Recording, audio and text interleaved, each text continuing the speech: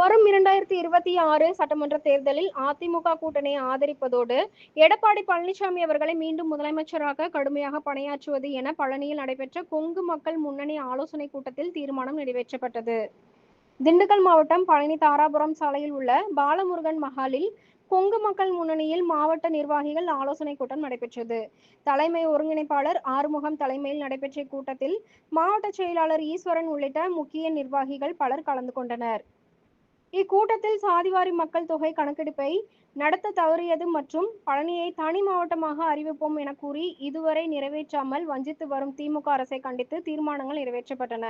மேலும் ஈரோட்டில் நடைபெற்ற மாநில செயற்குழு முடிவின்படி வரும் சட்டமன்ற தேர்தலில் அதிமுக கூட்டணியை ஆதரிப்பது என்றும் எடப்பாடி பழனிசாமியை முதல்வராக பொறுப்பேற்க வைப்பதற்கு கொங்கு மக்கள் கடுமையாக பணியாற்றுவது என்பன உள்ளிட்ட 7 முக்கிய தீர்மானங்கள் ஒருமனதாக நிறைவேற்றப்பட்டன. இதில் ஒட்டஞ்சத்திரம், நிலக்கோட்டை மற்றும் நத்தம், ஆத்தூர் உள்ளிட்ட தொகுதி பொறுப்பாளர்கள் கலந்து கொண்டனர். அவருடைய கவனத்துக்கு இது போகுதான்னு தெரியல. இந்த அரசு சட்ட ஒழுங்கு பிரச்சனை பொறுத்தளவுக்கு இந்த அரசு மிக மோசமாக இருக்கிறது. இதே நிலை நீடித்தால் தமிழகத்திலே பெண்கள் நடமாட முடியாத சூழல் ஏற்படும் என்று இருக்கிறது.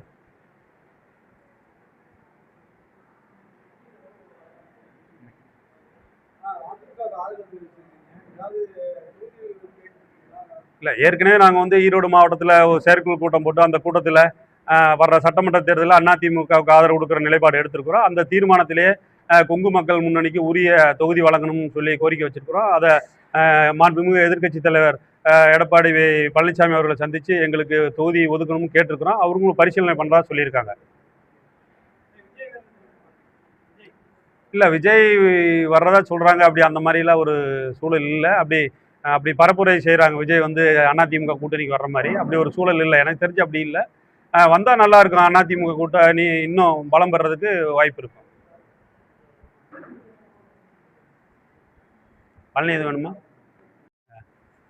குறிப்பாக போன 2021 சட்டமன்ற தேர்தலில் பழனி தொகுதியை தலைமையிடமாக கொண்டு புதிய மாவட்டம் அறிவிக்கிறதா தேர்தலில் திமுக அரசும் நம்ம சட்டமன்ற உறுப்பினர் சொல்லியிருந்தாங்க. ஆனால் இதுவரைக்கும் 5 ஆண்டு காலமாக அதுக்கான முன்முயற்சி எதுவுமே எடுக்கலை.